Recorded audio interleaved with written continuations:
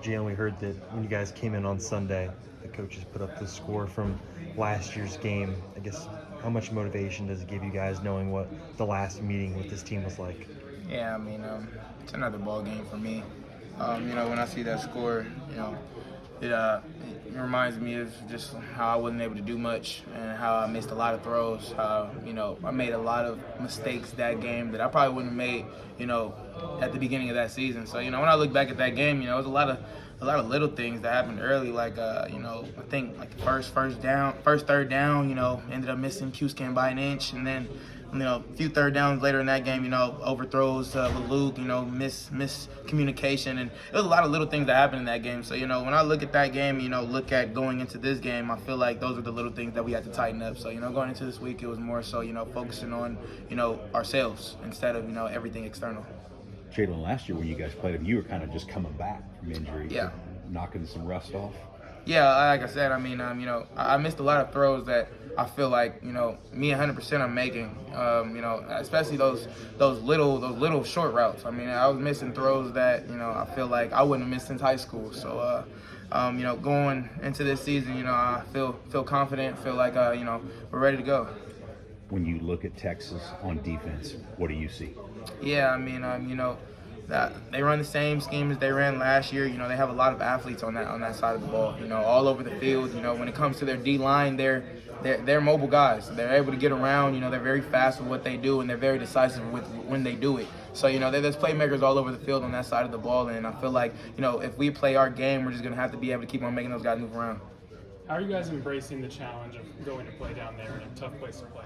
Yeah, I mean, it's another game for us. I feel like we if we keep doing what we're doing, we're going to be able to keep playing our brand of football and, just keep on being able to do what we can do. For you guys as an offense, how much momentum do you feel like you guys have going into this game? You guys have put up points in basically every game this season.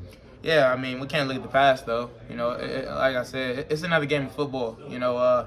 It doesn't really matter, who's going against who. It's chess, not checkers. So I feel like in the game of football, whichever team is playing, at their best at that time and make the least amount of mistakes is going to win the game. Jim, what do you think about, not going to think about the 2021 game as much, but the strides that Jared's made in his career, since then? Yeah, I mean, it's crazy to see the amount of progress that he's made since that game, especially. I mean, he's a guy, he was a walk-on, and after that game, he's just been, making plays all over the field. We do as much as we can with him, and Coach K does a good job of putting him in situations to be able to, do what he does best. What type of relationship have you built with Keaton Kubeka since he got on campus? Yeah, I mean, he's hungry. I feel like he's a guy who wants to be able to, get on the field as soon as possible and be able to, show everybody that he can make plays. And in practice, he's definitely doing that. He has the ability to be able to go up and get the ball. And I feel like for a freshman, he's came in and, with a full head of steam, when it comes to the playbook, asking questions and trying to make sure that he's doing everything to a T. You obviously played as a freshman and played a lot of games. Did you have any advice for him of what it takes to play as a freshman and Stay be the available? course. I was blessed with the opportunity to be able to play as a true freshman, but even if I wasn't able to, I was just going to stay the course. I came in not knowing that I was going to be able to play as a true freshman. I was more so game one, I was just like, all right, stay here to be able to sit back. Finally, for the first time since I was 8 years old, not playing football, just looking at the game. Then I got thrown in their game too. So, I would just say stay the course. Your time and your path is going to be different from everybody else's, and everything happens in God's timing. Jetty, when you talk about road trips, you guys have a lot of guys who have been through that, and obviously the crowd noise and playing in a road environment is part of that, but there's so much else that's involved in that. How helpful is it that you guys have a bunch of dudes who have been through that? Yeah, I mean, it helps because, I feel like the more that you get, used to doing something, the more it doesn't bother you as much. Like, and when we're running inside zone, we've been running inside zone since day one. So the more bank reps that we have of that, it's something that the coaches don't have to harp on when we're practicing certain things. So, when we're talking about crowd noise, that's something that's been a big emphasis this week. In practice, we have like you guys see in Colorado with the speakers walking around the players and everything like that. I mean, it's really that serious because when you're in the game, that's 100,000 some people around the stadium, and we have to make sure that we're all on the same page, even though we can barely hear each other. Jalon, we saw you start using your legs a little bit more last week.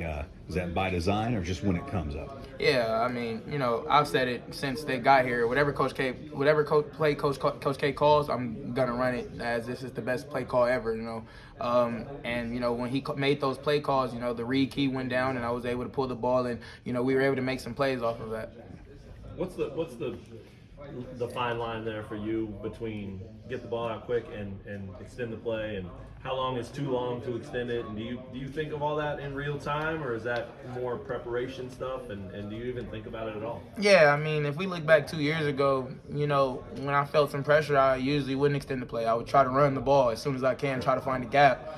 But, as you look at these NFL quarterbacks and these other college quarterbacks who are having so much success, such as Caleb Williams, he's able to extend the play, and that's what makes him so special. So, the more I feel like you can extend the play and, be able to make a play downfield, then that's going to be able to help you as a quarterback. But, like you said, there's a fine line, especially in the Nevada game on that third down when I tried to do too much and make a play. I feel like it's more instinctive and in the game. I'm not really thinking like, all right, I'm taking too much time or, I have to gain more time. But, if I feel like I need half a second more for this route to be able to come open in the middle of the field, then I'm going to try to buy as much time as I can to be able to make that play.